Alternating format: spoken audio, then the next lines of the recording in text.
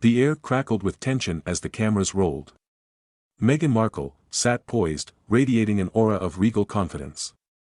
But her carefully constructed facade began to crumble under the scrutiny of one of Britain's most beloved television personalities, Graham Norton. The interview, a highly anticipated event, quickly descended into a tense exchange.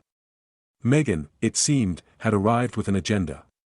She subtly, and not so subtly, dropped hints about her royal status, expecting a level of deference that simply wasn't forthcoming from the seasoned talk show host. "So, Your Royal Highness," Norton began, a mischievous glint in his eye, "how does it feel to be back on British soil, Meghan?"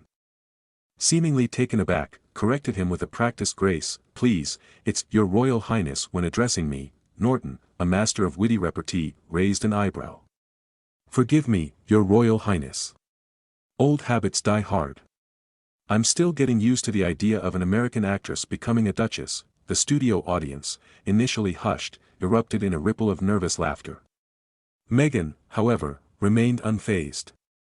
"It's a title I've earned," she declared, her voice firm. Norton, sensing the shift in the atmosphere, leaned forward, his tone now laced with a touch of steel.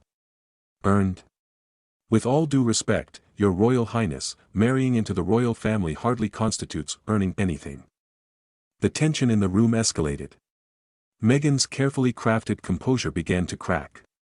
Her smile faltered, replaced by a look of thinly veiled annoyance. "I believe I have contributed significantly to the royal family," she retorted, her voice rising slightly. "My charity work, my public appearances, charity work that often seems to benefit your own image more than the causes themselves," Norton interjected, his voice cutting through her carefully rehearsed speech. "And public appearances that frequently overshadow the work of more senior members of the royal family."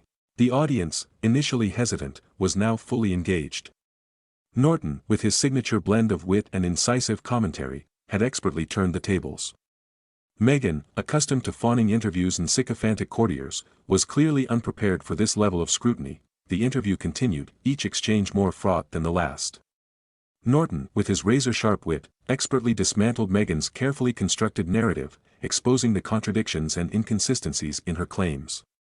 He questioned her motivations, challenged her pronouncements, and ultimately, left her floundering. As the interview drew to a close, it was clear that Meghan had met her match.